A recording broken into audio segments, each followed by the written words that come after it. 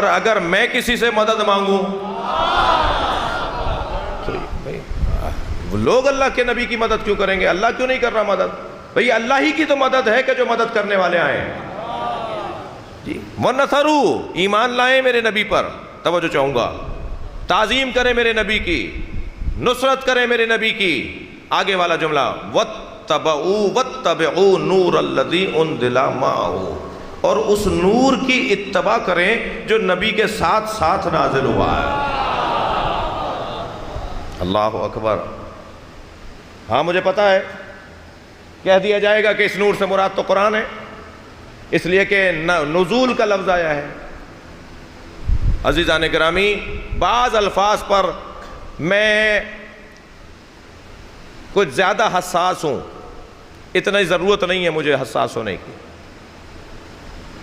بعض الفاظ کے استعمال پر میں کچھ زیادہ حساس ہوں، مجھے اتنا حساس نہیں ہونا چاہیے، اس پہ لڑائیاں نہیں ہونی چاہیے کچھ موضوعات پر۔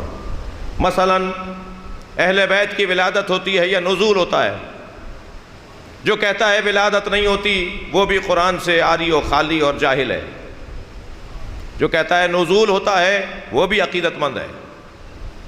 لفظ نزول بھی اہل بیت کے لیے عین مودت اور ولایت اور محبت ہے۔ بہت اچھا جملہ ہے اگر کوئی کہتا ہے آج نزول مولا کائنات کا دن ہے، 3 شعبان آج نزول امام حسین کا دن ہے، کوئی غلط نہیں ہے۔ لفظ ظہور، اس پر میں حساس ہوں، مجھے اتنا حساس نہیں ہونا چاہیے، یہ اتنا بڑا مسئلہ نہیں ہے۔ اگر کوئی عقیدت کا مارا کہتا ہے کہ آج ظہور امام حسین ہے تو وہ غلط نہیں کہہ رہا، اچھا جملہ ہے۔ 12ویں سرکار کے حوالے سے یہ لفظ اگر بولا جائے گا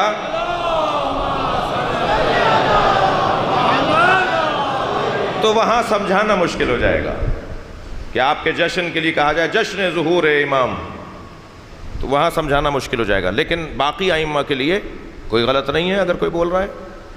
لیکن اگر کوئی کہہ رہا ہے کہ ولادت کا لفظ غلط ہے تو وہ بھی کم علم ہے، اس لیے کہ قرآن مجید میں معصومین کے لیے لفظ ولادت آیا ہے، حضرت عیسیٰ اور حضرت یحییٰ کے لیے آیا ہے لفظ ولادت، کہ ان کی ولادت ہوتی ہے۔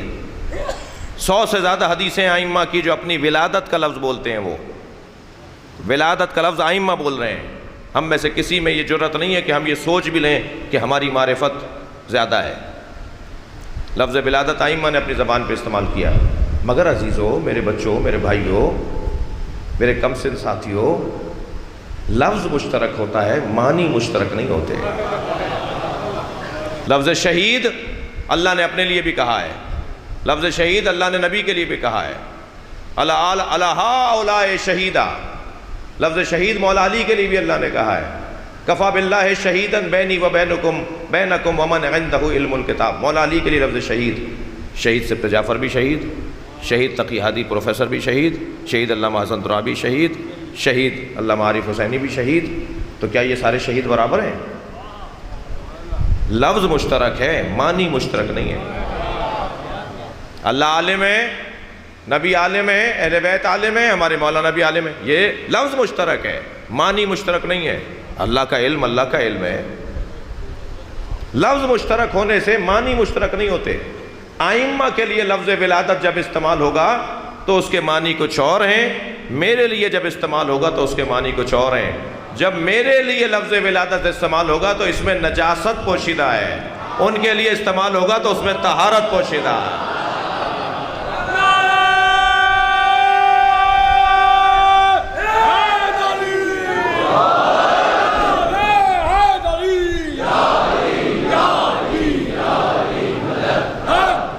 اب یہاں قرآن کہہ رہا ہے وَاتَّبَعُوا نُورَ الَّذِي أُنزِلَ مَعَهُ، اس نور کی پیروی کرو نبی کے ماننے والو جو نبی کے ساتھ نازل ہوا ہے۔ وہ نور جس کی اتباع کرنے کا حکم ہے وہ قرآن نہیں ہے، اس لیے کہ قرآن کی اتباع نہیں ہوگی، اطاعت ہوگی۔ اطاعت اور اتباع میں فرق ہے۔ اطاعت وہاں استعمال کیا جائے گا لفظ جہاں قول بھی اور فعل بھی، لیکن جہاں فعل نہ ہو، صرف قول ہو وہاں اطاعت کا لفظ استعمال ہو سکتا ہے، لیکن جہاں فعل ہو وہاں اتباع کا لفظ استعمال ہوگا۔ ان کنتم تحبون اللہ فاتبعونی، اگر تم اللہ سے محبت کرتے ہو تو مجھ مصطفیٰ کی اتباع کرو۔ اللہ کی اتباع نہیں ہوتی، اللہ کی اطاعت ہوتی ہے۔ توجہ کر رہے ہیں؟ اس لیے اللہ کی اطاعت ہے اور اتباع نہیں ہے، کیونکہ اللہ عمل انجام دے کر نہیں دکھا سکتا۔ اللہ ہمارے درمیان آ کر عمل انجام دے کر نہیں دکھا سکتا کہ وہ ایسا کر رہا ہے تو میں بھی ایسا کر لوں، لیکن نبی عمل انجام دیں گے، ہمیں حکم ہے ایسا کریں، علی انجام دیں گے عمل، ہمیں حکم ہے ایسا کریں۔ اب یہ نور کون سا نور ہے؟ یہ وہ ہے کہ جو عمل انجام دیتا ہے، جس کی زندگی میں عمل ہے، قول کی بات نہیں ہے۔ اس نور کی اتباع جو میرے نبی کے ساتھ نازل ہوا۔ پوچھا گیا یا رسول اللہ آپ ہی بتا دیجئے وہ نور کیا ہے؟ فرمایا انا و علی من نور واحد، میں اور علی ایک ہی نور کے دو حصے ہیں۔ اس نور کی اتباع، یعنی اگر میں خلاصتاً یہ کہہ دوں کہ اللہ ہمیں حامان، شداد، نمرود، فرعون، مروان، یزید، معاویہ جیسے لوگوں سے بچاتا ہے، اور اللہ ہمیں علی سے آشنا کرتا ہے، ان لوگوں سے ہمیں نجات ملتی ہے، اور ہم اہل بیت سے قریب ہو جاتے ہیں اگر ایمان میں شدت آتی چلی جائے۔ یہ نور جس سے آشنائی ہمیں علم عطا کرتا ہے، ہمیں سخاوت عطا کرتی ہے، ہمیں شجاعت عطا کرتی ہے، ہمیں اچھا انسان بناتی ہے، اور الحمدللہ اس نور سے جڑے ہوئے لوگ دوسروں سے بہتر ہیں۔ آپ کی تصویر دوسروں سے اچھی ہے، آپ کا چہرہ دوسروں سے بہتر ہے، امام کے عزادار الحمدللہ دوسروں سے بہتر ہیں۔ میں 2 دن پہلے کراچی یونیورسٹی میں تھا، وہاں وائس چانسلر صاحب نے اپنے مسائل بھی بیان کیے کہ یونیورسٹی کے مسائل کیا ہیں، مگر ایک جملہ جب انہوں نے کہا تو میرا آدھا پاؤ خون بڑھ گیا، اور جملہ ان کا یہ تھا کہ یونیورسٹی میں جو آپ کی برادری کے بچے ہیں وہ اچھے بچے ہیں۔ مجھے میرا ایک مرتبہ خون بڑھ گیا کہ اللہ کا شکر کہ ہمارے بچے، ہماری قوم کے بچے تو دوسروں سے اچھے ہیں، یہی حق بنتا ہے۔ میں نے ایک جملہ کہا، چال بتائے کہ علی کا چاہنے والا جا رہا ہے، ہمارے رویے بتائیں کہ اہل بیت کے چاہنے والے ایسے ہوتے ہیں۔ جی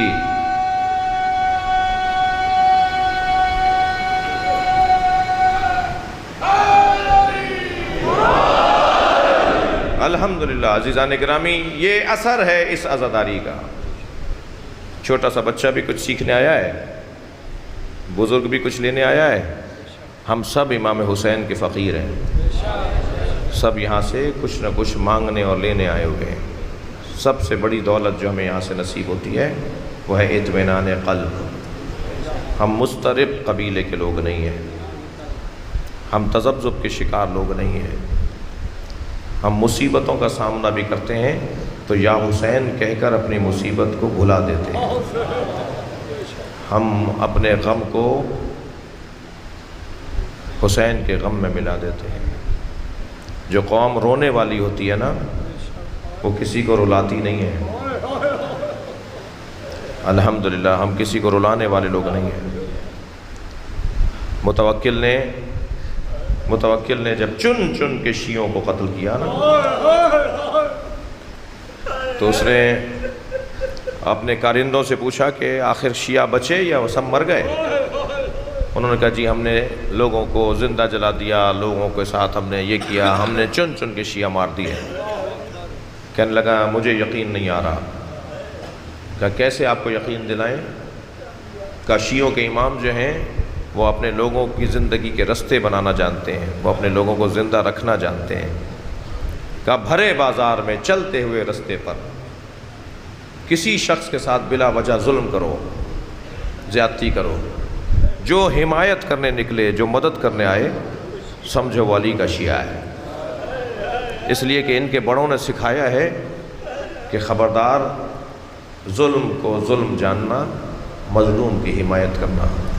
ایسا ہی ہوا، سینکڑوں لوگ بڑے مختلف شہروں میں نکلے، بلا وجہ ظلم جب ہوتا تھا تو وہ حمایت کرنے کے لیے آگے بڑھتے تھے، انہیں پکڑ کے لے جاتے تھے، تفتیش کرنے پہ معلوم ہوتا تھا شیعہ ہے۔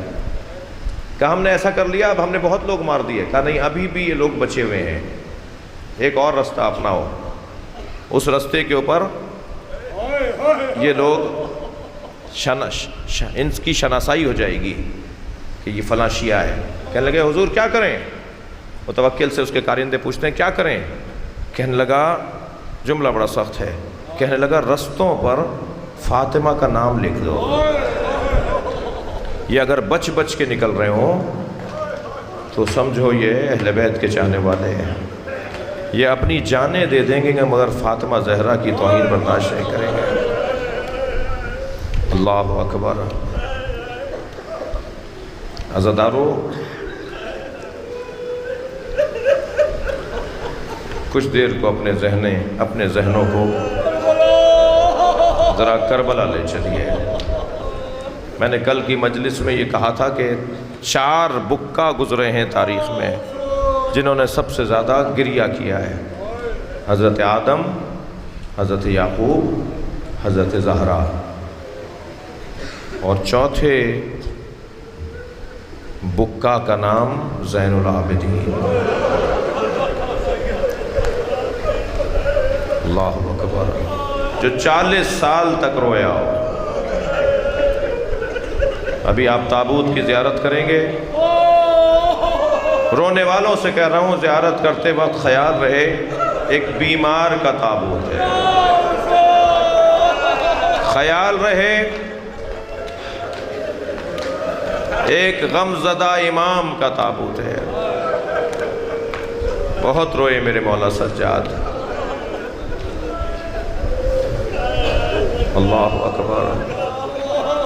میرے مولا سجاد نے جب شہادت قریب آئی تو امام باقر کو وصیتیں فرمائیں. ان وصیتوں میں میرے مولا نے اپنے شیعوں کے لیے پیغام دیا، اے محمد باقر ہمارے رونے والوں سے کہنا 4 لوگوں سے دوستی نہ کرو، فاسق سے دوستی نہ کرو، بخیل سے، کنجوس سے دوستی نہ کرو.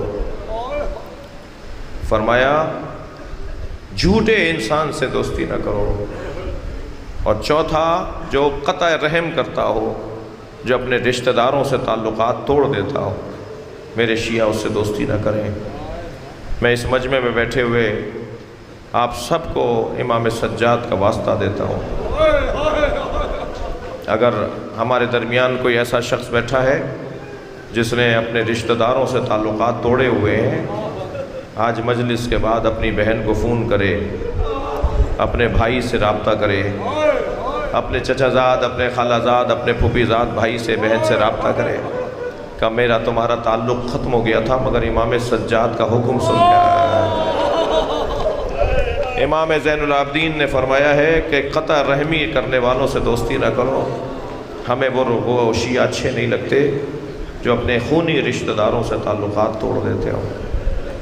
عزادارو، امام نے ہماری رہنمائی کے لیے ساری زندگی گریہ کیا. ابھی آپ جب روئیں گے نا تو خیال رہے کہ برابر سے کہیں امام سجاد کی آواز نہ آ رہی، اس لیے کہ یہ مولا اس مجلس کو بڑا عزیز رکھتا ہے جس مجلس میں بلند آواز سے گریہ ہو رہا ہوتا ہے. شہاب الدین زہری نے آ کر کہا مولا میرے بیٹے کی شادی ہے.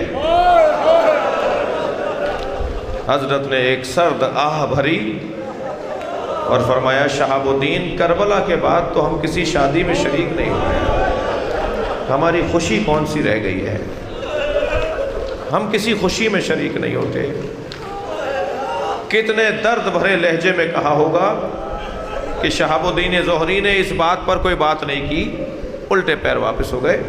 کچھ دیر کے بعد لوٹے تو کہنے لگے مولا میں نے شادی سے پہلے آپ کے بابا حسین کی مجلس کا انتظام کیا،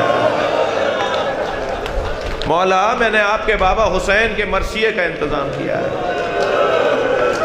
امام نے فرمایا شہاب الدین اب ہم ضرور آئیں گے. اللہ اکبر. جن گھروں میں مجلس ہوتی ہے نا، آرزو ہے امام سجاد کی. ایک اور گزارش کرتا ہوا گزروں، 2 مہینے 8 دن تک آپ عزاداری کریں گے، ایک دن صحیح گھر میں مجلس ضرور کریں. کم سے کم ایک مجلس اپنے گھر میں ضرور کریں. اگر زیادہ لوگ نہیں ہیں 5 لوگوں کو لے کے بیٹھ جائیں, ایک مرثیہ پڑھ لیں, ایک نوحہ پڑھ لیں, سینے پہ ہاتھ مار لیں, آنکھوں میں آنسو لے آئیں. جن گھروں میں مجلسیں ہوتی ہیں نا, وہ آرزو ہے گھر جناب زینب کا, وہ گھر آرزو ہے جناب امام سجاد کا. شہاب الدین اب ہم ضرور آئیں گے تمہارے بیٹے کی شادی میں.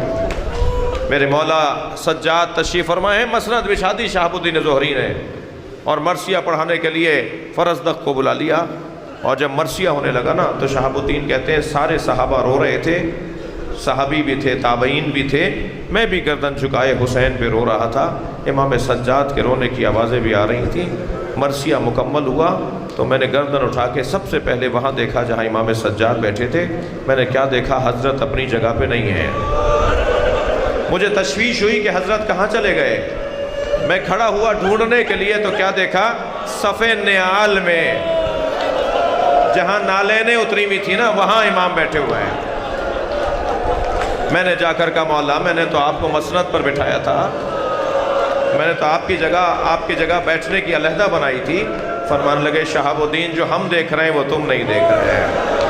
شہاب الدین اس مجلس میں رسول اللہ آئے ہوئے ہیں. اجرکم اللہ, اجرکم اللہ. شہاب الدین اس مجلس میں میری دادی زہرا آئی ہوئی ہیں. علامہ نقن صاحب فرماتے ہیں فی یدہا خرقۃ, جب بی بی مجلس میں آتی ہے نا, بی بی زہرا کے ہاتھ میں ایک رومال ہوتا ہے. تو سمو دمو الباقین, جناب زہرا رونے والوں کے آنسوؤں کو اس رومال میں جمع کرتی ہیں. آوازوں کو آزاد کریں گے. جنہیں رونا آ رہا ہے, جنہیں رونا نہیں آ رہا وہ آنسو مانگیں.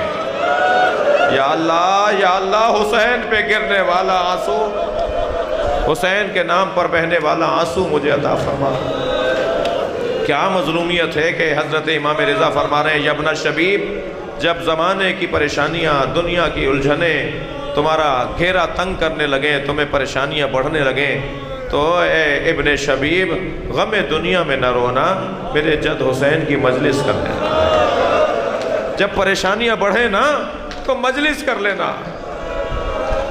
فب کے لیل حسین, میرے جد پہ رو لینا. اللہ اکبر. میرے مولا 40 سال تک روتے رہے. عزاداروں پانی آتا تھا نا تو حضرت پانی کو دیکھ کے پہلے روتے تھے. پانی لانے والا کہتا تھا مولا میں نے آپ کو تکلیف پہنچائی. فرماتے تھے نہیں, تم نے مجھے تکلیف نہیں دی. کہ مولا پانی کو دیکھ کے رو رہے ہیں. فرماتے تھے جب بھی پانی کو دیکھتا ہوں مجھے یاد آتا ہے میرا بابا حسین بھائی علی اصغر کے لیے قوم اشقیہ سے پانی مانگ رہا. اجرکم اللہ, اجرکم اللہ.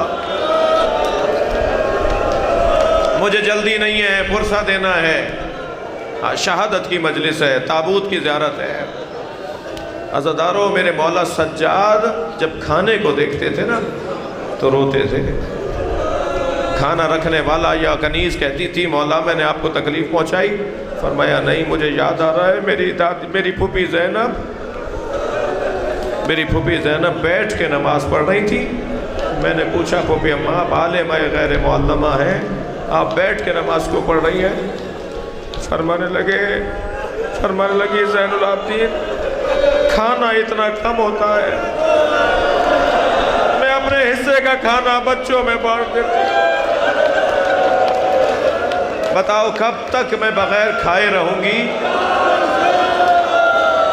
اجرکم اللہ, اجرکم اللہ. خدا کسی غم میں نہ رلائے. جب بازار میں نکلتے تھے نا امام, قصائی گوشت پہ کپڑا ڈال دیتا تھا. خریدنے والا پوچھتا تھا تم نے گوشت پہ کپڑا کیوں ڈال دیا؟ تو کہتا تھا وہ دیکھو زین العابدین آ رہے ہیں, وہ گوشت کو دیکھ کر روئیں گے. ایک دفعہ پوچھنے والے نے پوچھا مولا آپ گوشت کو دیکھ کے روتے کیوں ہیں؟ فرمانے لگے کربلا میں گوشت کے ٹکڑے بکھرے ہوئے یاد آ جائے. اجرکم اللہ. عجب نہیں امام سجاد کو قاسم کا لاشا یاد آتا, سنیں گے عزادارو، عجب نہیں امام سجاد کو مولا عباس کا لاشا یاد آتا، اس لیے کہ مقتل کا جملہ یہ ہے، جب حسین مولا عباس کا لاشا چھوڑ کر چلے گئے نا، کیونکہ حضرت عباس کی وصیت تھی مولا میرا لاشا نہ اٹھائیے گا، تو یزیدی لشکر میں ایک بات گشت کرنے لگی کہ عباس ابھی زندہ ہے، عباس اٹھ کے بیٹھے گا، تو 100 تلوار بردار ظالم چلے اور مولا کے بدن مبارک پر اتنی ضربیں ماری کہ جب امام سجاد نے لاشا اٹھایا نا تو لاشا ڈھلک جاتا تھا۔ اللہ اکبر، اللہ آپ کو جناب سکینہ کی قبر کی زیارت عطا فرمائے۔ جب آپ شام جائیں نا تو ذرا دیکھیے گا جتنی بڑی قبر جناب سکینہ کی ہے، مولا عباس کی اصلی قبر بھی اتنی ہی سی ہے۔ جس کا قد اتنا بڑا تھا، جس کا قد اتنا اونچا تھا، اس کی قبر اتنی چھوٹی کیوں ہے؟ مولا سجاد نے جب لاشا اٹھایا نا رونے والوں، تو لاشا ڈھلک جاتا تھا، چٹائی میں لپیٹ کے گٹھڑی بنا کے۔ اجر و کمل اللہ، اجر و کمل اللہ، میرے مولا عباس کو دفنایا۔ منہال آئے مولا سجاد کی خدمت میں، مولا کب تک روئیں گے؟ شہادت تو آپ کا ورثہ ہے۔ فرمایا منہال شہادت ہمارا ورثہ ہے، مگر ماں بہنوں کا بغیر چادر کے کوفہ و شام کے بازاروں سے گزرنا ہمارا ورثہ۔ اجر و کمل اللہ، اجر و کمل اللہ، تھکیں گے نہیں عزادارو۔ مجھے 2 منزلیں لینی ہیں۔ ابن عتیبہ نامی ایک شخص کہتا ہے کہ میں شام میں مسافر خانے میں ٹھہرا ہوا تھا کہ میں نے شادیانے بجنے کی آوازیں سنی، رقص اور طرب کی آوازیں سنی۔ میں نے برابر والے حجرے میں مسافر سے پوچھا کہ آج مسلمانوں کی کوئی عید کا دن تو نہیں ہے، آج مسلمان خوشی کیوں منا رہے؟ کہنے لگا کربلا میں ایک باغی نے خروج کیا تھا، اسے مارا گیا ہے اور اس کے خانوادے کو اسیر بنا کر لائے ہیں، اور شام میں اسے مارنے کا جشن منایا جا رہا ہے۔ ابن عتیبہ کہتا ہے مجھے سمجھ میں نہیں آیا یہ کون ہے جسے کربلا میں مارا ہے۔ میں اپنے مسافر خانے سے باہر آیا تو میں نے کیا دیکھا، نیزوں کی انیوں پر کٹے ہوئے سر ہیں، اور سروں کا روب اور جلال بتا رہا ہے کہ یہ مرنے والے، مارے جانے والے اللہ کے ولی ہیں۔ پھر میری نگاہ گئی کہ کچھ مخدرات ہیں، کچھ بیویاں ہیں جن کے سروں پہ چادریں نہیں ہیں، مگر ان کی زبان پر مسلسل تسبیح کے جملے ہیں، شکر کے جملے ہیں، وہ اللہ کو یاد کر رہی ہیں۔ میں نے سمجھ لیا کہ یہ معمولی لوگ نہیں ہیں۔ یکا یک میری نگاہ گئی کہ ایک بیمار و ناتوان ہے جو ہاتھوں میں ہتھکڑیاں، پیروں میں بیڑیاں، گردن جھکائے آگے آگے چل رہا ہے۔ میں ان کے قریب گیا، میں نے کہا تم نے کیا کیا تھا کربلا میں؟ تم نے کون سا جرم کیا تھا جو کربلا میں تمہیں مار دیا گیا؟ تو انہوں نے گردن اٹھا کے مجھے دیکھا اور کہا ابن عتیبہ تم تو شام کے رہنے والے نہیں ہو۔ وہ کہتا ہے میرے ہاتھ پیر کانپنے لگے، یہ میرے نام سے مجھے جانتے ہیں، یہ مجھے نام لے کر پکار رہے ہیں۔ میں نے کہا آپ کون ہیں؟ کہا میں علی ابن الحسین زین العابدین۔ میرے ہاتھ کانپ گئے، میرے پیر کانپنے لگے، مولا حسین کہاں ہے؟ کہا وہ جو نیزے کی انی پہ قرآن کی تلاوت سر کر رہا، وہ مولا حسین کا سر ہے۔ ایک مرتبہ کہا مولا حکم کریں میں آپ کی کیا خدمت کروں؟ فرمایا اللہ اکبر۔ فرمایا تمہاری جیب میں کچھ پیسے ہیں؟ اللہ کسی کریم کو یہ دن نہ دکھائے۔ جو دینے والے لوگ ہوتے ہیں کبھی وہ یہ نہ کہیں۔ کہنے لگا مولا 2000 درہم میرے پاس ہے۔ فرمانے لگے جاؤ چند چادریں خرید کر لے آؤ۔ ابن عتیبہ کہتا ہے میں 1000 درہم سے چادریں لے کر آیا۔ میں نے بیویوں کو چادریں تقسیم کی، مگر کچھ ہی دیر بعد نیزہ بردار لوگ آئے، سروں سے چادریں اتارنے لگے۔ واہ حجابہ، واہ حجابہ۔